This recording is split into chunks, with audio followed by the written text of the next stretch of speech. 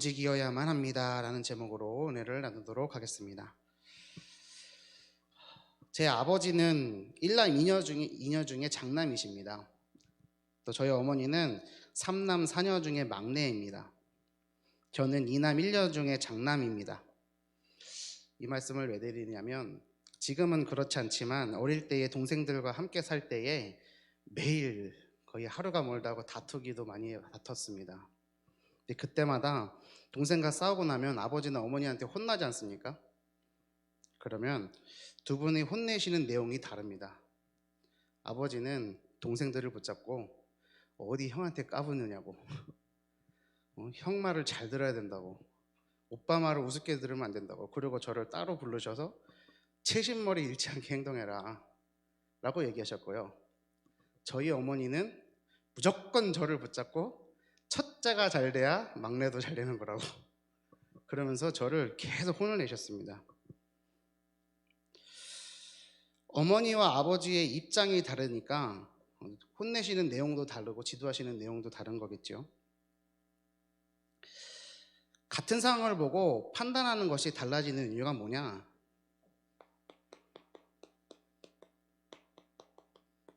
사람마다의 입장이 다르기 때문입니다. 사람마다의 입장. 같은 상황을 보는데도 판단하는 것이 다릅니다. 그렇다면 장남인 저는 지금 어떤 입장이 있느냐? 동생하고 형하고 싸우면 어떤 입장이냐? 뭐 장남이기 때문에 첫째 편이냐? 그게 아니라 저희 어머니에게 훈육받은 그것이 각인 뿌리 체질이 되어서 첫째가 잘못한 거구나라고 생각하거든요. 이 말씀은 또 뭐냐? 어떤 것이 각인 뿌리 체질되어 있느냐에 따라서 또 같은 상황임에도 불구하고 다른 판단, 다른 생각을 할 수 있다는 거죠.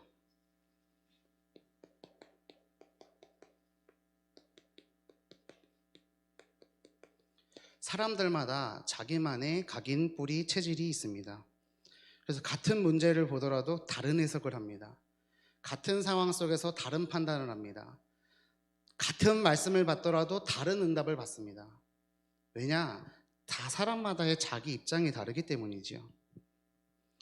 지난 토요일에 초등부 토요학교를 잘 마무리했습니다. 마지막 시간에 이제 달란트 잔치를 하는데 그 전에 랩런트들에게 질문을 하면은 야, 토요학교 어떻니? 라고 물어보면 질문이 반반으로 갈립니다. 뭐라고 하느냐? 절반은 되게 좋아요, 재밌어요 라고 하는데 절반은 지루해요, 재미없어요, 왜 맨날 토요일마다 교회 나와야 돼요, 집에서 게임하는 게 좋아요, 간식 이거 해주세요 저거 해주세요, 불만 불평 투성이.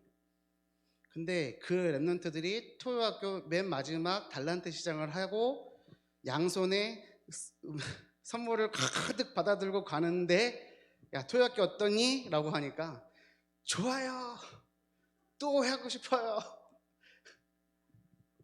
제가 그것을 보면서 저 초등학생들도 다 지들 입장이 있구나. 내게 이익되는 것 같으면 좋고 내게 손해되는 것 같으면 싫은 것, 그것이 나이를 막론하고 누구에게나 인간에게 있는 마음인 것 같습니다. 자기 입장에 싫으면 지루하고 이익이 되면 좋다고 하는 것, 자기 입장에 따라 생각하고 자기 이해관계에 따라 판단하고 보여지는 대로 느껴지는 대로만 해석하는 상태.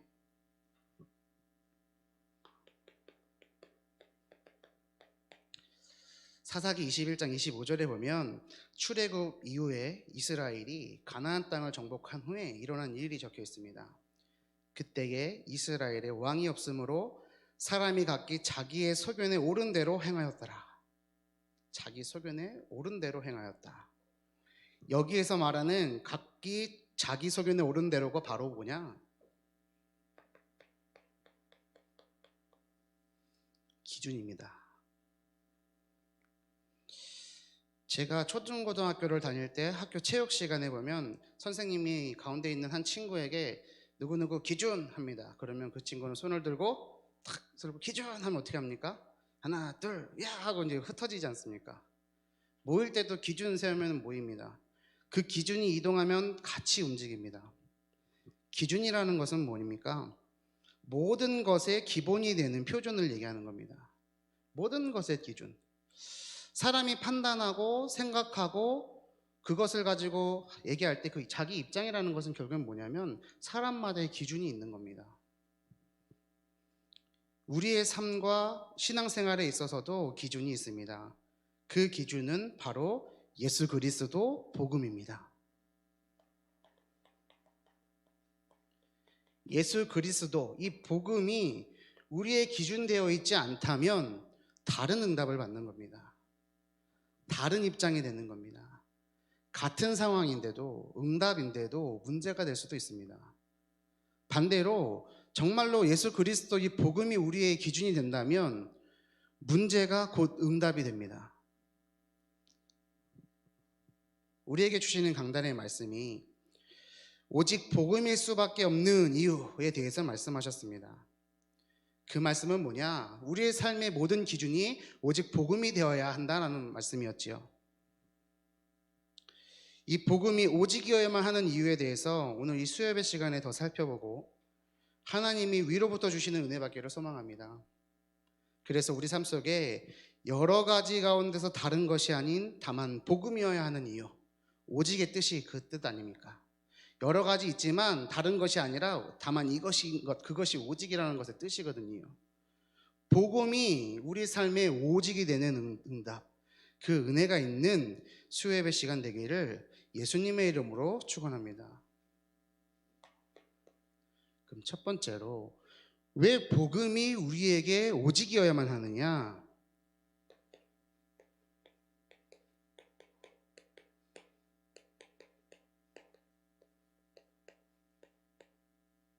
이 복음만이 유일하기 때문입니다.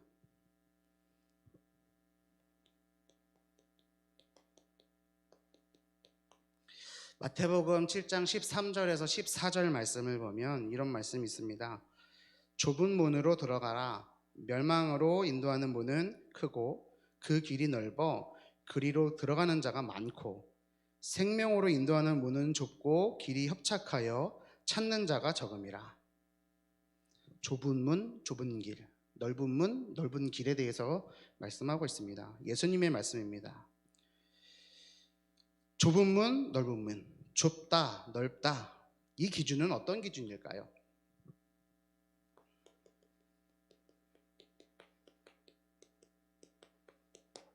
저는 이 말씀을 가지고 많은 생각을 해봅니다. 세상 말에는 군자대로라는 말도 있습니다. 군자는 큰 길로만 가야 된다. 제가 신학교 다닐 때 학교에서 쪽문으로만 다니니까 옆에 동기 전도사님, 지금 목사님 되셨는데 뒤통수를 딱 치시면서 군자대로 이러셨거든요. 그게 무슨 소리예요 하니까 사나이 대장부라면 큰 길로 다니라고.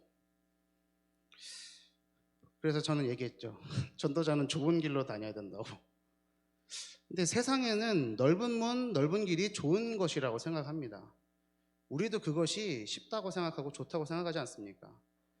마태복음 7장의 말씀에서도 넓은 문, 큰 문에는 들어가는 자가 많다라고 되어 있습니다. 좁은 길보다는 넓은 길이 더 좋겠죠. 그런데 아무리 크고 넓은 문이라도 그 길 끝이 낭떠러지고 멸망의 길이라고 하면 넓은 것이 좋은 것만은 아닙니다. 반대로 아무리 좁고 협착한 문이라고 하고 또 그 길이라고 하더라도 그 길이 생명으로 인도하는 문이라면 그 길은 걸어가야만 하는 겁니다. 넓고 좁으냐의 문제가 아닙니다. 사느냐 죽느냐의 문제인 거죠. 그는 반대로 이렇게 생각해 보는 겁니다. 좁다라고 하는데 그것은 저 넓은 곳에 있는 사람들의 입장인 것입니다.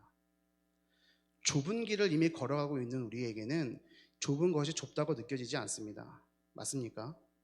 하지만 저 바깥에 있는 사람들은 자꾸만 좁다고 얘기합니다. 그럼 무엇이 맞는 거냐? 하나님의 입장에서는 무엇이 옳은 거냐? 오늘 우리들이 말씀을 통해서 유일한 길 하나밖에 없는 거거든요. 좁은 거거든요. 세상 사람들이 볼 땐 이게 편협해 보인다고 생각할 수도 있습니다. 왜? 불신자의 입장이 다르고 복음 가진 자의 입장이 다르기 때문입니다. 이 유일이라는 것은 뭐냐? 오직 하나밖에 없음을 이야기합니다. 하나밖에 없는 것이기 때문에 이것 말고는 다른 것이 없는 것이 유일입니다.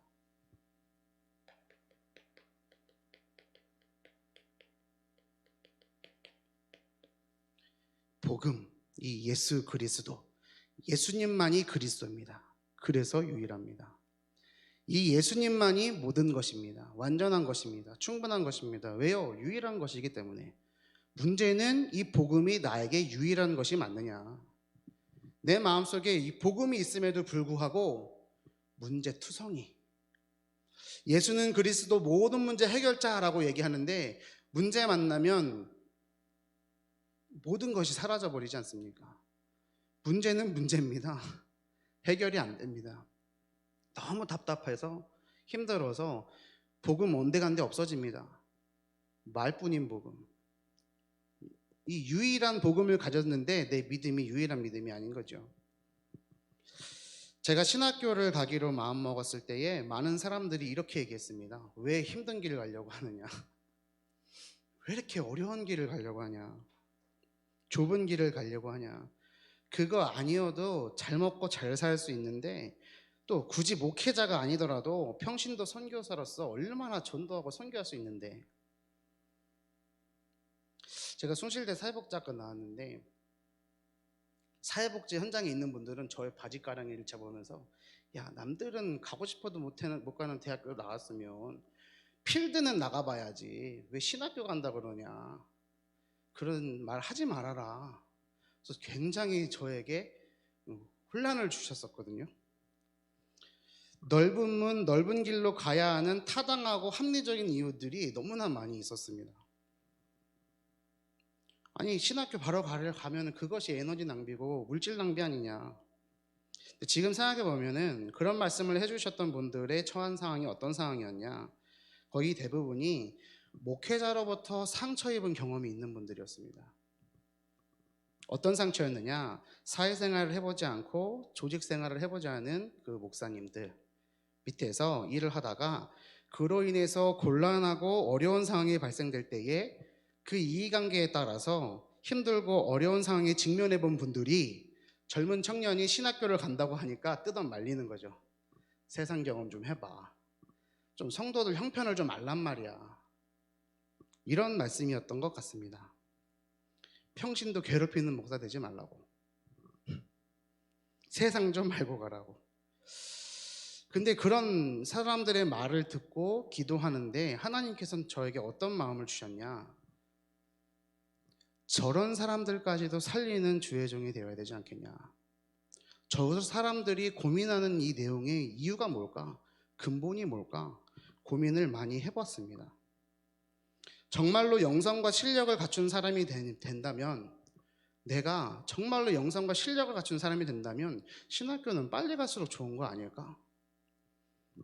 이 기도 제목은 지금도 제가 붙잡고 있는 기도 제목입니다. 그렇게 목회자의 길을 걷고 지금 목사가 되고 나서 지금 제가 받는 응답들은 유일한 응답인 것 같습니다. 유일하다는 것은 뭡니까? 아무도 가르쳐주지도 않는 길입니다. 또 반대로 유일하다는 것은 아무도 가르쳐줄 수도 없습니다. 뭘 가르쳐준다 한들 참고가 되지는 않습니다. 도움이 안 됩니다. 아무리 위로를 해줘도 위로가 안 됩니다. 왜요? 내 상태가 그 사람의 입장과 내 입장이 다르기 때문에. 힘도 안 되는 그 길을 날마다 걸어갑니다. 하나님이 나에게 주신 유일한 길. 오늘 이 자리에서 말씀 듣고 있는 여러분들은 하나님이 자신들에게 주신 그 길을 걸어가시는 유일한 성도인 줄을 믿습니다. 유일한 응답. 우리는 자꾸만 세상 기준 가지고 크고 넓고 멋져 보이는 것이 최고의 것이라고 착각하는 경우가 많은 것 같습니다. 크고 넓은 것, 그 겉의 것이 중요한 것이 아니라 그 안에 어떤 것을 담고 있느냐, 그 속의 것이 더 중요한 것 같습니다. 그래서 최고의 것이 아니라 유일한 것이 교회 안에 있구나, 이 유일한 것이 복음 안에 있구나, 이것을 발견하는 은혜가 있으시기를 예수님의 이름으로 축원드립니다. 두 번째로, 우리가 복음이 오직여야만 하는 이유는 무엇이냐? 이 복음이 영원하고 절대적인 것이기 때문입니다. 세상의 것이 얼마나 많이 변합니까? 하루가 멀다 하고 많은 이론들이 계속해서 바뀌어져 갑니다. 이번 월드컵만 보더라도 모로코가 16강에서 무적함 대 스페인을 이겼습니다. 스페인은 거의 동네 북이죠. 포르투갈 만나서 또 이겼습니다. 이제 4강 올라갔는데 프랑스 이길지 안 이길지 모르겠지만 변합니다. 절대 강자가 없다니까요. 축구만 하더라도. 세상의 것들이 계속해서 바뀌어집니다. 이 세상 모든 것들은 사라지고 상대적이고 가변적인 것인데 오직 복음만이 영원하고 절대적이고 불변적인 것임을 믿습니다. 이 믿음을 가지시는 여러분들 되시기 바랍니다. 예수 그리스도 이 복음이 상황 따라 변화되는 것이 아니라 영원한 거고 바뀌는 것이 아니라 절대적인 것입니다. 중요한 것은 이것을 내가 믿는 믿음을 갖고 있느냐. 유일한 이 복음을 갖고 있는 나의 이 믿음이 정말로 하나님이 주신 복음이 맞다고 한다면 그것이 바로 영원하고 절대적인 것일 줄을 믿습니다. 이사야서 40장 8절에 우리가 너무나 잘 아는 말씀이지 않습니까? 풀은 마르고 꽃은 시드나 우리의 하나님의 말씀은 영원히 서리라. 아무리 예쁜 꽃다발을 봤더라도 그 꽃이 10일 이상을 가지 못합니다. 아무리 예쁘더라도 열을 못 간다니까요. 하나님의 말씀만이 영원히 서는 줄을 믿습니다. 우리의 육체의 아름다움 또한 금방 지나가는 것이겠죠. 하지만 그 속에 품은 하나님의 말씀은 영원한 건 줄을 믿습니다. 오늘 기도서 본문 말씀이기도 한 요한복음 14장 6절의 말씀에 예수님께서 이렇게 말씀하십니다. 내가 곧 길이요 진리요 생명이니 나로 말미암지 않고는 아버지께로 올 자가 없다. 유일한 복음인 거죠. 근데 그 길이 어떤 길입니까? 진리고 생명입니다. 영원하고 절대적인 겁니다. 오직 이 복음만이 영원하고 절대적인 것임을 믿으시길 바랍니다. 영원하고 절대적인 복음을 가지고 있기 때문에 우리는 어떻게 할 수 있습니까? 영원하지 않은 것들을 영원한 것을 위해서 아낌없이 내어드릴 수 있습니다. 아멘이십니까? 때로는 이 영원한 것 때문에 내가 손해볼 수 있습니다. 정말로 내가 갖고 있는 것이 영원하고 절대적인 것이 맞다고 한다면 이것을 위해서 내 것을 손해보는 것은 손해가 아닙니다. 이득입니다. 그럼 반대로 얘기해서 내가 내 것을 조금도 내어드리지 못한다는 것은 뭐 때문입니까? 내가 이 영원하고 절대적인 복음을 모르고 있기 때문이다. 그렇게밖에는 생각이 안 됩니다. 이 영원한 것을 위하여 영원하지 않은 것들을 내어드릴 수 있고 때로는 손해볼 수도 있고 손해보더라도 참고 견딜 수 있음을 믿습니다. 왜냐하면 이 복음이 유일하고 영원하고 절대적인 것이기 때문이죠. 아멘이십니까? 그렇기 때문에 우리는 오늘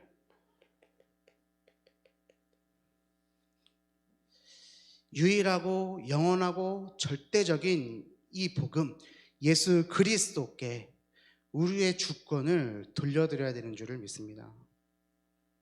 이 주권이 나에게 있지 않음을 고백하고 모든 것의 주권을 예수 그리스도께 돌려드려야 되겠습니다. 영원하고 절대적인 것이 우리 삶의 기준이 되고 또 영원하시고 흔들림 없는 이 예수님이 우리의 주인 되셔야지만이 이 세상이 하루가 멀다 하고 빠르게 변화하고 기준도 변화하고 가치도 변화하지만 절대 불변의 진리, 그 가치, 그 복음을 가지고 영원한 자로 절대적인 복음을 지키는 자로 유일한 복음을 증거하는 증인으로 쓰임받게 되는 줄을 믿습니다. 그래서 이 예수님이 우리 주인 되었을 때에 그 사람들의 특징이 뭡니까? 흔들리지 않고 든든히 서서 세계복음의 주고로 쓰임받는 나, 이것을 꼭 기억하시기를 바랍니다. 그래서 사람 따라 각인 뿌리 체질 다르고 자기 입장 다르지만 오직 예수 그리스도의 복음이 기준되어짐으로 유일한 일에 영원한 일에 절대적인 일에 쓰임받게 되는 하나님의 자녀 되시기를 예수님의 이름으로 축원드립니다. 세 번째로 복음이 오직여야만 하는 이유는 뭡니까? 복음이 완전하게 역사하기 때문입니다. 역사하고 있습니다. 시공간을 초월해서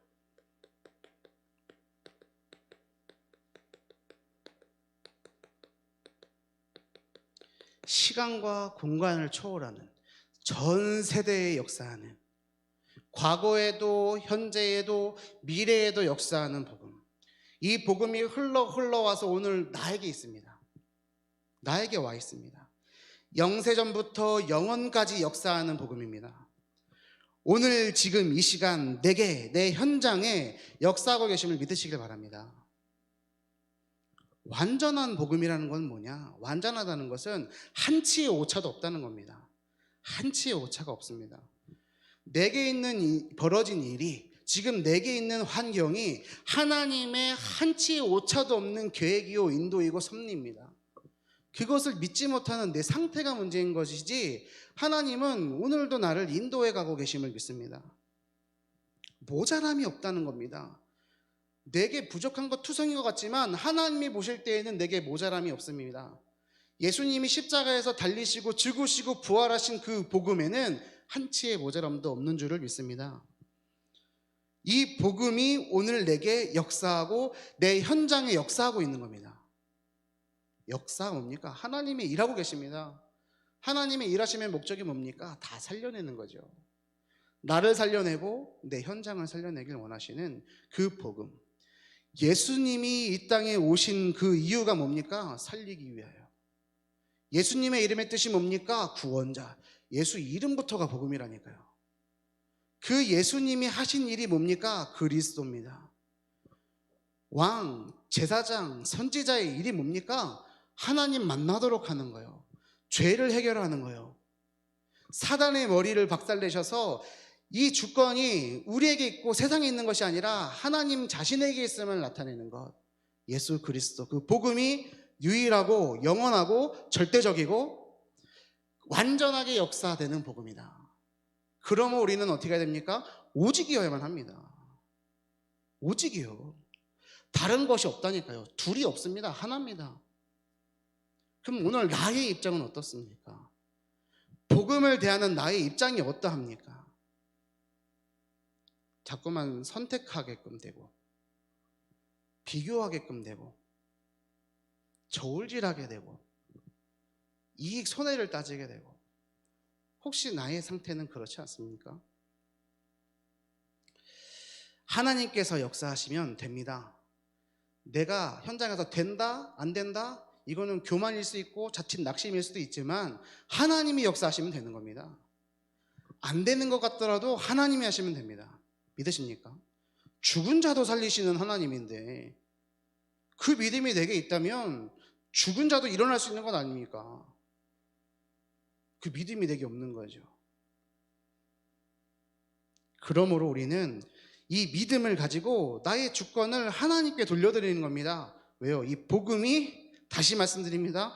유일하고 영원하고 절대적이고 완전한 것이기 때문에 그 믿음을 가지고 있어야지만 하나님이 역사하실 수가 있는 겁니다. 왜요? 믿어야지 그 믿음대로 하나님께서 역사하시기 때문입니다. 믿음대로 역사하시기 때문에 불신앙에도 역사하십니다. 왜요? 불신앙도 믿음이거든요. 안 믿음입니다. 믿음이냐 안 믿음이냐. 여러분은 어디에 있습니까? 하나님께 주권을 돌려드리고 믿음을 가지시는 성도님들 되시기를 축원합니다. 복음이 완전하기 때문에 주위에 연약한 사람이 있다면 보듬어주고 끌어주고 받쳐주고. 지난주 금요기도의 말씀에 제가 얼마나 은혜를 받았는지 모르겠습니다. 그렇지, 내가 갖고 있는 복음이 유일한 것이고 완전한 것인데 내 주위에 있는 연약한 자, 힘든 자 살려낼 수 있어야지. 나도 힘이 없으니까 자꾸 저 형제하고 판단한 건 아닙니까? 복음이 완전하기 때문에 모든 것을 살려낼 수 있다.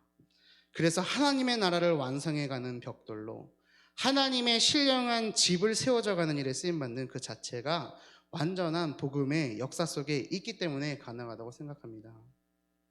본문 21절과 22절을 보면은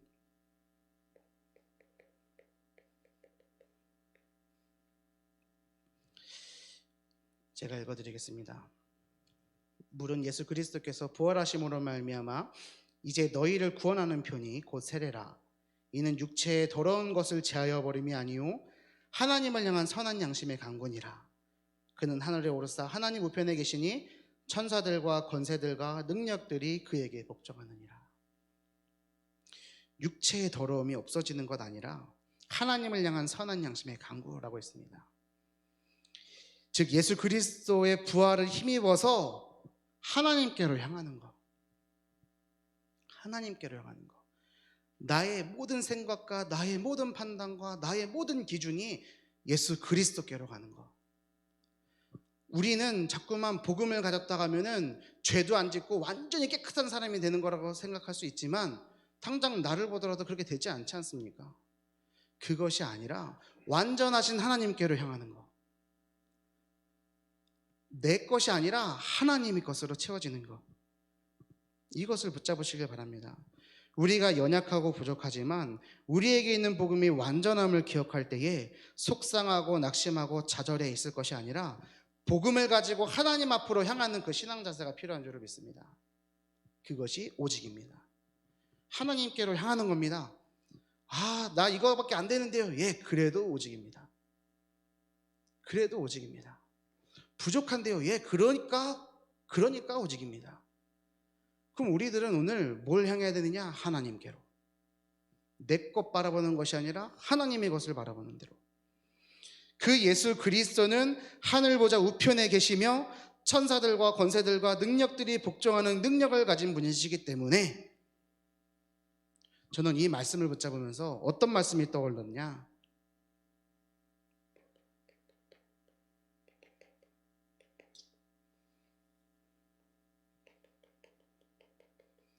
우리에게 주신 원단 말씀이 생각났습니다.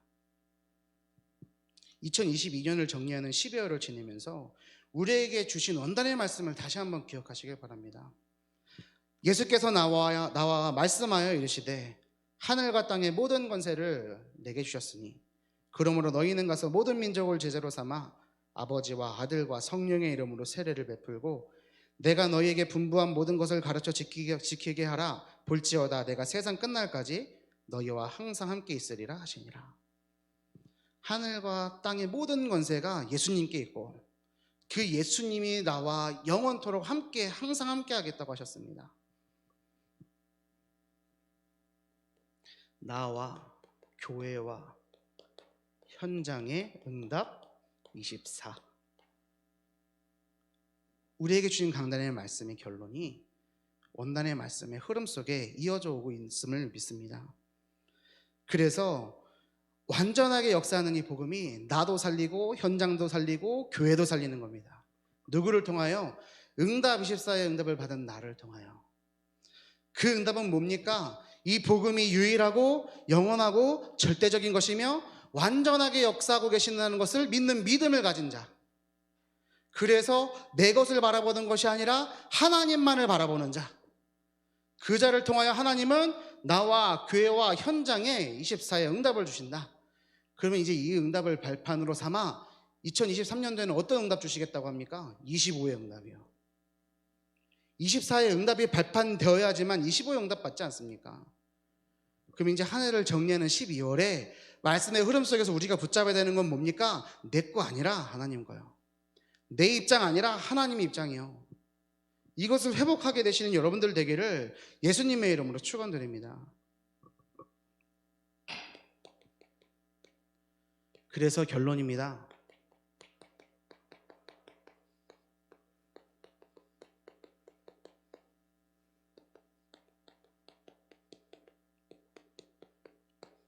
말씀을 제대로 붙잡자. 이 말씀을 제대로 붙잡아야겠다는 생각이 듭니다. 이것을 결론으로 말씀드립니다. 이번에 성탄 페스티벌을 준비하는데 초등부에서는 이삭 아브라함 이야기를 연극을 합니다. 그리고 마지막에 우리 본부에서 캐롤 녹음했던 곡을 기쁘다 구주 오셨네를 합창할 생각이거든요. 1년 동안 초등부에서 창세기를 계속해서 읽어왔습니다. 읽어오는 중간중간 계속해서 드는 생각은 과연 요놈들이 읽고 있는 거 맞나? 이거 제대로 읽는 거 맞나? 이거 잘하고 있는 건가? 저는 응답을 받는데 선생님들도 응답받고 은혜를 받는데 이 랩런트들에게까지 이 말씀이 흘러가고 있는 게 맞나? 라는 질문을 순간순간 했거든요. 근데 창세기 22장을 각색한 극본을 가지고 연극 연습을 하고 있는데 아브라함 역할을 하고 있는 친구가 와서 묻습니다. 이제 각색을 하다 보니까 성경에는 조금 없는 내용들 조금 넣고 사라랑 아브라함이 막 울거든요. 근데 아브라함을 역할을 하고 있다가 이렇게 하고 와서 저에게 질문하는 겁니다.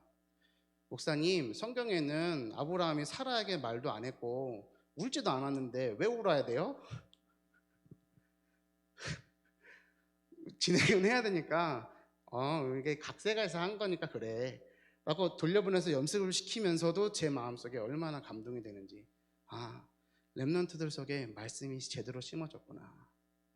그렇지, 맞지. 야, 저게 언제 심어졌지? 이런 생각. 오늘 우리에게 말씀이 제대로 심어져야 될 줄로 믿습니다. 내가 붙잡은 복음이 어떤 복음입니까? 유일한 복음 맞습니까? 영원하고 절대적인 건 맞습니까? 완전한 거 맞습니까? 심어졌다고 한다면 문제 없는 거잖아요. 그렇지만 너무나 문제투성이인 우리의 삶을 보고 현실을 볼 때에 점검을 바르게 해야 되는 겁니다. 내게 제대로 심어져 있지를 않구나. 그래야지만 그 가라지들을 뽑아내 버리고 제대로 된 것을 심어낼 수 있는 시작이 되는 겁니다.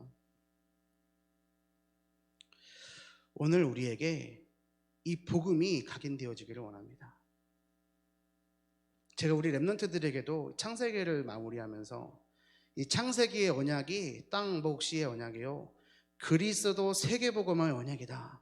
너희들이 이 언약을 붙잡은 랩런트로 세계복음의 주역으로 자라나야 된다.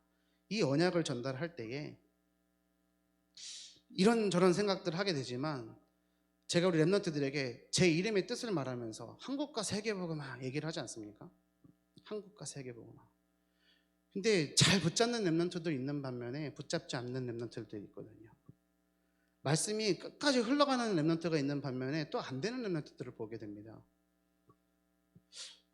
나는 한국과 세계복음화 이 언약이 진짜로 나의 언약으로 붙잡혀져 있는데 이게 다른 사람들도 다 붙잡는 건 아니구나, 이런 생각들을 하게 됩니다. 오늘 우리에게 있는 이 언약이 어떤 언약인지 다시 한번 생각을 해보면서 우리의 만남 속에, 그 대화 속에, 사건 속에 순간순간 발견하시길 바랍니다. 뭘요? 내가 갖고 있는 이 언약이 유일하고 영원하고 절대적인 것이고 완전한 것이다. 그래서 하나님은 오늘도 나를 통하여 나와 교회와 현장에 역사하기를 원하시는구나. 내가 스위치인 겁니다. 내가 바뀌어야 되는 겁니다. 내가 응답받으면 끝나는 겁니다. 오늘 우리에게는 어떤 것이 심어져 있는가? 언약이, 말씀이, 복음이 심어져 있으시기를 바랍니다. 유일하고 영원하고 절대적이며 완전하게 역사하는 하나님의 계획, 세계복음화의 그 여정 속에 쓰임받으시는 성도님 되시기를 예수님의 이름으로 축원드립니다. 함께 기도하겠습니다. 하나님 아버지 감사드립니다. 우리에게 귀한 복음을 주시니 감사드립니다. 이 복음의 언약을 붙잡고 예수 그리스도 세계복음의 언약을 전달하는 전도자로, 현장을 살려내는 빛의 자녀로, 왕같은 제사장으로 승리하게 하여 주옵소서. 나와 교회와 현장의 24응답을 통하여 모든 것을 살려내는 전도자로 사용하여 주옵소서. 우리 주 예수 그리스도 이름으로 기도 올리옵나이다. 아멘. 94장 찬양하겠습니다. 94장입니다.